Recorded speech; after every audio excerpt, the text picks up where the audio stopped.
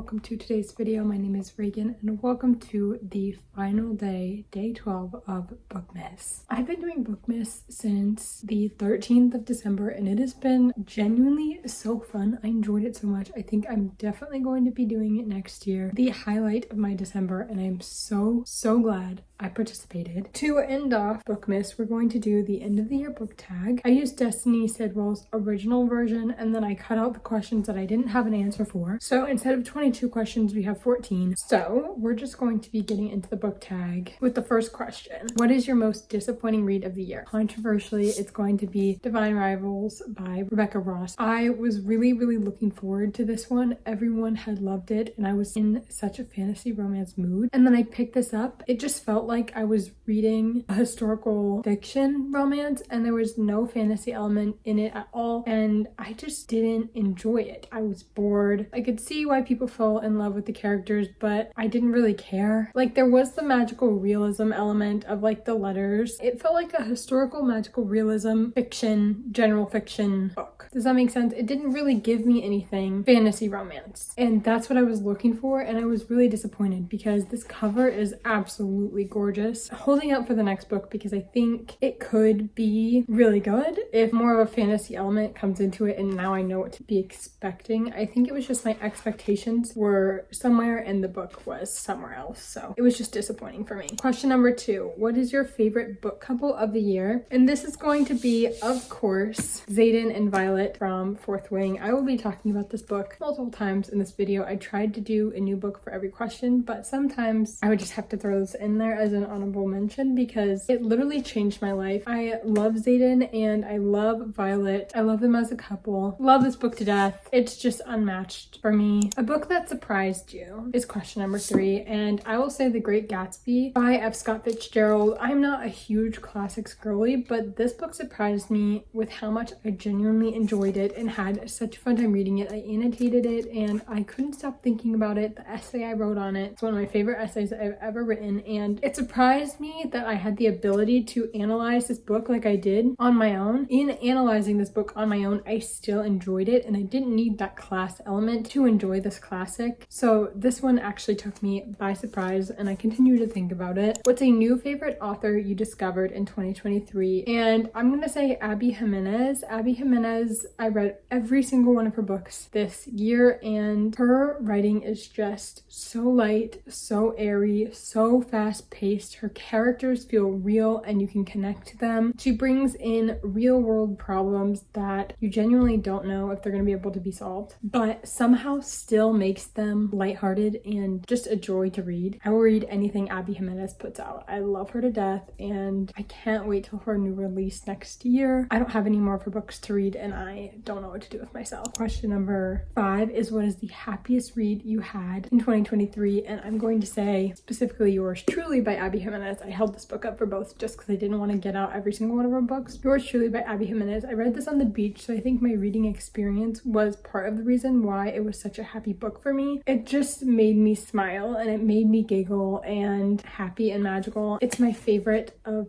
her books. What is the most frustrating book you read in 2023? And I'm going to say Magnolia Parks by Jessa Hastings, not in the way that it was bad. The plot and the characters were just frustrating. They were miscommunicating and doing all these things that you're like, just simply having a conversation would fix it. Miscommunication is really annoying in most books. This book, like the entire point of the book was miscommunicating, and I think that's what made it frustrating in a way that I liked. It wasn't a random miscommunication at the end that kind of came out of nowhere.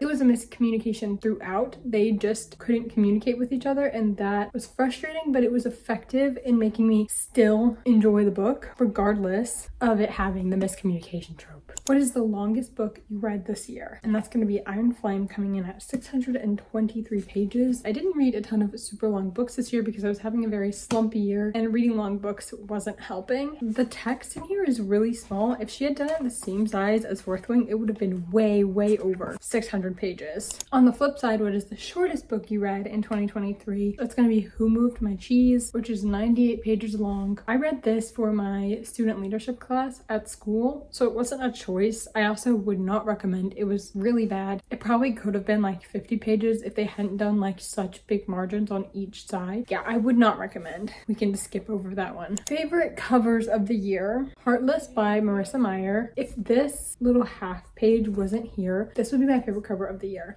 Like, this is such a pretty cover. Like the red foiling and the white, black, and red. It's just simple, it's elegant, and I love it. Secondly, I'm going to say this special edition cover of Fourth Wing that I bought, again with the red and gold foiling. It's so shiny and pretty. The side, the sprayed edges, the end paper art. Like, this cover in the light, when it hits the light, it is just so gorgeous. Then I said The Great Gatsby, this cover that my grandma gave me this year. I've never seen this cover and I think it's really cool. The woman with the flapper hat and the pearls, navy spine and the navy detailing. And lastly, I'm going to say The Secret History. If this sticker wasn't on it, oh my god, I love this cover. I love the simplicity of it. The black, like a text, like something you would pull out of a shelf in a library, an academic library. Greek statue-esque looking thing. The size, it feels like so compact. If you just took the sticker off.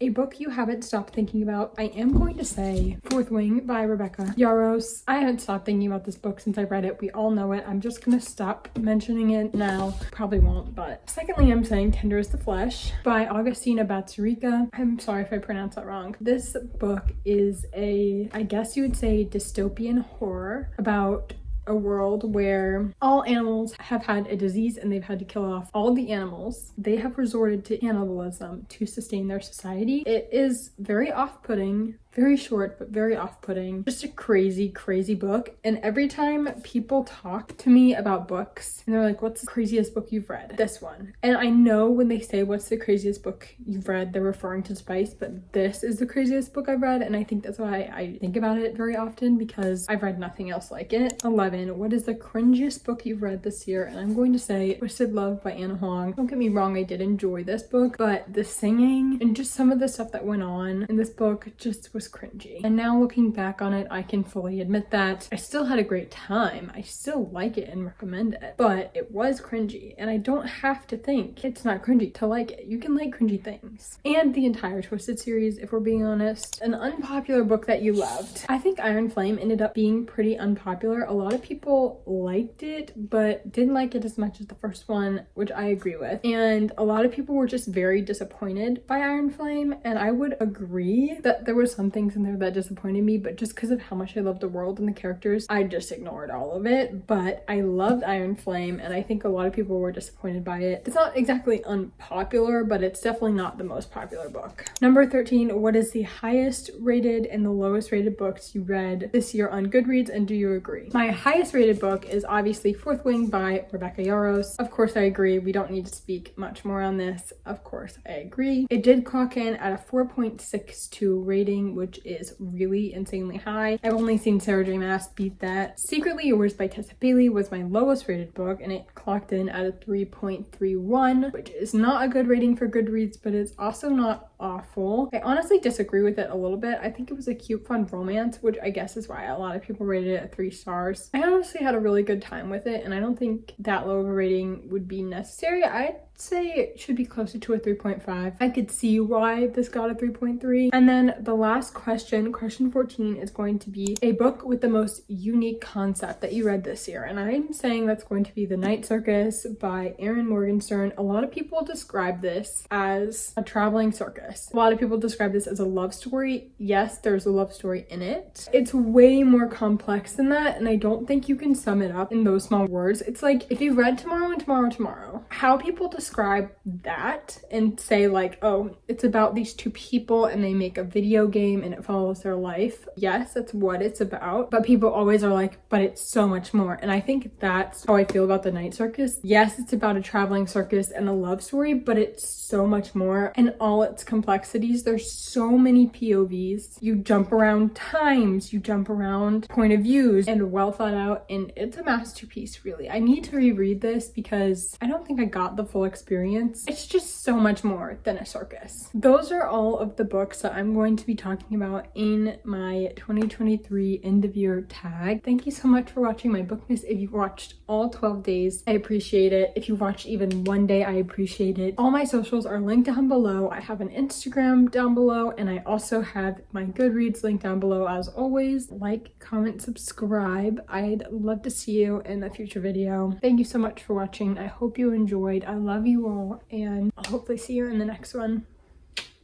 Bye.